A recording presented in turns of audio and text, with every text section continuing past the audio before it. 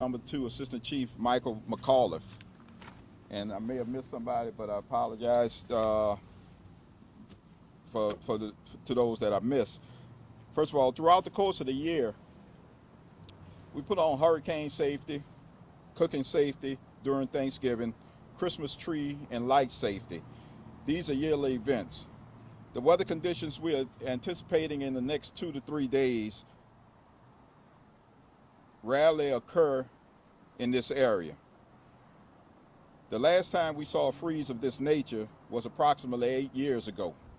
The last time it snowed to the magnitude in this region that's of what's forecasted was December 31st, 1963.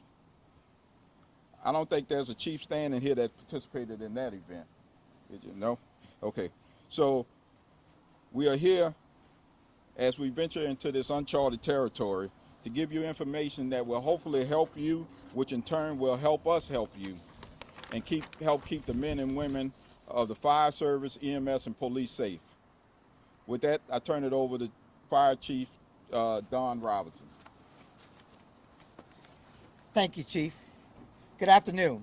I'm Don Robertson. I'm the Director of Fire Services for Jefferson Parish. As Chief Morris just said, we are getting into some of the worst winter weather that anyone can remember. We want to preach the easiest thing for us and for us to do our job correctly is for the people to stay home. Stay in your home. We will give a lot of tips today on being safe in your home. But if you stay home, it makes our job easier so we can get our first responders out. Tragically this morning on the West Bank, there was a fatality fire in the Bridge City 9 Mile Point area. We are not completely sure of how this fire occurred because it's still under investigation. But we will talk about using the wrong things to heat your homes. We have to preach again. We want you to stay home, but you have to listen to these chiefs today to make sure you understand the safety tips that we are going to talk about. I want to remind everybody in Jefferson Parish, if anybody needs any questions answered, please call our EOC that is manned from at now until the end of this incident at 349-5360. I'll now turn it over to Chief Nelson with the New Orleans Fire Department. Thank you, Chief, and good afternoon, everyone. I'm Roman Nelson, the Superintendent of the New Orleans Fire Department. What you're seeing here today is chiefs throughout our region, and we're coming together because we really want to stress the importance of everyone being safe throughout this unprecedented weather that we're about to experience. The first primary thing, as the chief said, is stay off the roads if you don't have to be on the roads. We know everyone is used to moving around the way they need to, but down here in the South, we are not experienced with driving on the type of roads that we're going to see, the levels of snow that we're going to see, the potential for ice. If you don't have to go out, just stay at home and help keep everyone safe, including our first responders, so that we can move around safely.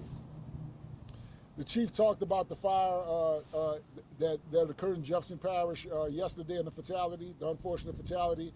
We also had an unfortunate fire this morning in New Orleans East that was fireplace related. So I really want to touch on safe heating. Space heaters, be careful with the space heaters. As we like to say, space heaters need space. Make sure that you keep at least 3 feet away from anything near your space heaters that could be combustible. Do not leave the space heaters unattended. Do not leave children unattended in the vicinity of space heaters. We talked about those fireplaces. If you have a fireplace, if you haven't used your fireplace in 20 years, don't use it during this event. Well, unfortunately, what we see is that those linings and everything in those fireplaces can become cracked and let fire escape. So if you haven't had it checked recently, just don't use it. If your fireplace is in good working condition, make sure that you're using the proper type of wood, seasoned wood, and also make sure that the flue is open so that those gases can escape. Do not use any type of alternative heating source in a way that it's not designed to. Primarily what we're talking about is using your stove or an oven to heat your home. They suck up all of the oxygen in the home and also put off carbon monoxide, which is not safe, right? You definitely don't want to use anything like a barbecue pit or one of these patio type of heaters as we have behind us, right? Because again, they're not designed for heating the home. They take out the oxygen and they put off carbon monoxide that could be fatal. So again, we're all here because we want everyone to be safe. This is a partnership throughout our region, and please stay home, be safe, and just follow all of our safety tips to keep yourselves and your family safe, as well as our first responders through this event. Thank you.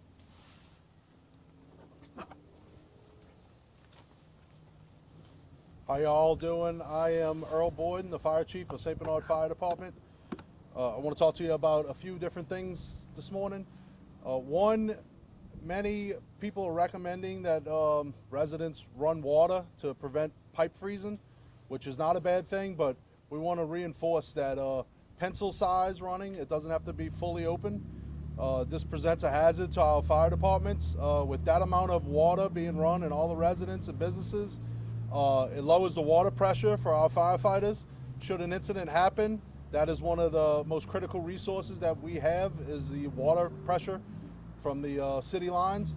So let's all do our part to try to minimize that. To catapult off of that, as Chief Nelson said, this is a regional approach. We all have our individual priorities, but from a regional standpoint, well, many of the departments have enacted our regional mutual aid agreements, where we're going to help the neighboring departments should the needs arise. We have many bridges that may freeze over and end up being closed, which is going to isolate different parts of our region, and we will have departments respond into other areas to help if it becomes necessary. So with that, I'm going to pass it to Chief Ken Bouier from West Wego Fire Department. Thank you. Good afternoon. I'm Chief Ken Bouier of the West Wego Fire Department, and I'm going to talk to you today about generator safety. In the event that we have more ice than we're used to seeing, we could lead to a power outage. When ice builds up on power lines, it gets heavy and it pulls it off the pole and shorts out, and that leads to power emergencies. So we want to make sure that you're safe. So right now is the time you should be charging your cell phones and be prepared in the event of a power outage, and have your flashlights ready. Don't use candles for visibility. We would prefer you use flashlights. So if you're using a generator, we want you to remember the 20-20-20 rule. That's 20 feet away from any door, window, or vent, air conditioner, heating unit, so that it doesn't pull any carbon monoxide into your residence. The second 20 rule is wait 20 minutes if you have to refuel. You want to shut the generator off, wait 20 minutes till it cools down, then pour your gasoline so that the vapors of the gasoline don't ignite on a hot generator. And then the last 20, you should already done it, and that's the $20 you should have spent for a carbon monoxide detector to make sure that in the event that you are running a generator, if you have some type of buildup of carbon monoxide, the detector would alert you and safely get you out of the residence. Remember, if you do have a fire, we hope you don't, but if you do, exit the home, meet at your meeting point, and don't go back in for any reason. We're coming. We may have to come just a little bit slower if it's icy roads, because if we don't take our own safety first, we can't help you if we don't get there. So remember, we're just urging you, stay off the roads. Go home, get a hot cup of coffee, enjoy your TV, and just stay off the road. You'll help us out tremendously. Thank you for having us. Good afternoon. My name is Daryl Clump, and I am the Chief of the Fire Prevention Bureau in Terrytown, at Terrytown Volunteer Fire Department. Some of the most important tools that we have in firefighting are not carried on a fire truck. But what you can do is check your CO detectors or your smoke detectors. They can save your life. They can buy us the time we need to help you get saved. So the detectors need to be checked. Your CO2 detectors need to be checked. And we will come out, and there's a program by the State Fire Marshal's Office that we all participate in, that for free of charge, we'll come out and install detectors into your house. So if you think you may need one, call your local fire department and make an appointment for somebody to come out and help you.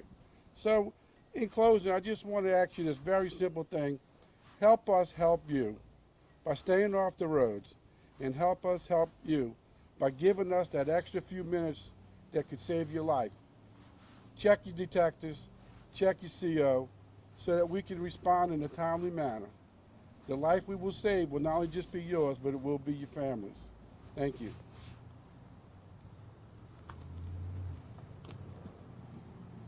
Good afternoon. I'm Chief Stephen Gidos with the Morrell Harvey Fire Department. As the extreme winter weather arrives, we urge you to prioritize your safety and stay at home and off the roads. The road conditions that we're going to face starting tonight is something that we have never seen before, and most of us do not know how to operate in them. The conditions are going to become hazardous, and our emergency services are going to be working tirelessly to respond to those needs. As the other chiefs have said, we are going to be on our way. It's going to take us a little bit longer to get to there, but we will be coming to help you. By choosing to stay indoors, you're not only protecting yourself, but you're allowing us first responders to focus on the critical emergencies without the added challenges of navigating the dangerous roadways. Please stay safe and warm at home. Together we can ensure that our community remains safe during this winter weather. Thank you.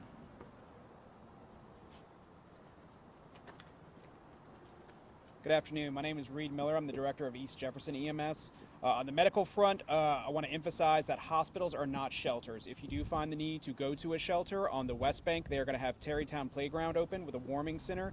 On the East Bank, they will have the Rio Lario Center open by Mike Miley Playground, available as warming centers. So if you do need a warm up or you do need to take shelter, please do so there. Do not activate EMS or fire to evacuate you from there. Another thing I want to emphasize, like all the other chiefs said, is the best way you can help your first responders is to stay off the road. Stay home, stay safe. If you do activate us, understand that we are going to come, but it is at a great risk to ourselves. So if we get into an accident on the way, at that point we're working 2 accidents as opposed to 1. So just want to re-emphasize, make sure that you guys are staying safe, stay off the roads if you can, and stay warm. Thank you.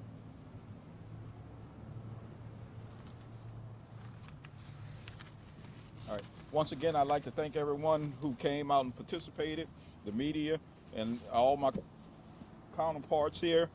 As you can see, we work together tremendously well as a region, not just through our mutual aid agreements, but through our relationships, our personal relationships that we have with each other.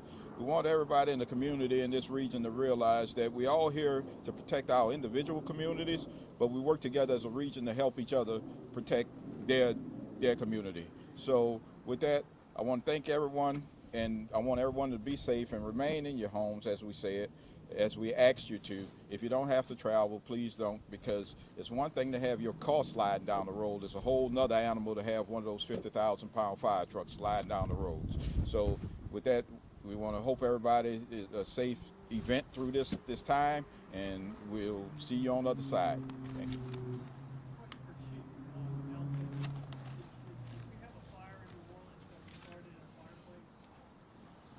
Yes. Yes. I'll give you the details. I'm sorry. It was a fire this morning at 9:20 a.m. in the 7800 block of Brevard Avenue, New Orleans East. Brevard, B-R-E-V-A-R-D, 7800. It was it looks like it was a fire in the fireplace in the chimney that got out of the fireplace. So I don't have the specifics, but what we've seen a lot of times, like as I mentioned earlier, with these older fireplaces, they may have cracks in the mortar with those old brick-lined chimneys, and the fire can find a crack or something and escape and get into the attic and things like that. So we just want everyone to be cautious using those older fireplaces. And again, one of the largest things we see with the fireplaces is the flue being closed. So make sure that it's open if you do use your fireplace. Any other questions? All right, thank you, guys. Appreciate it. Thank you. Hey, can you all just stand there for a second? We're good at that. Yeah. I'm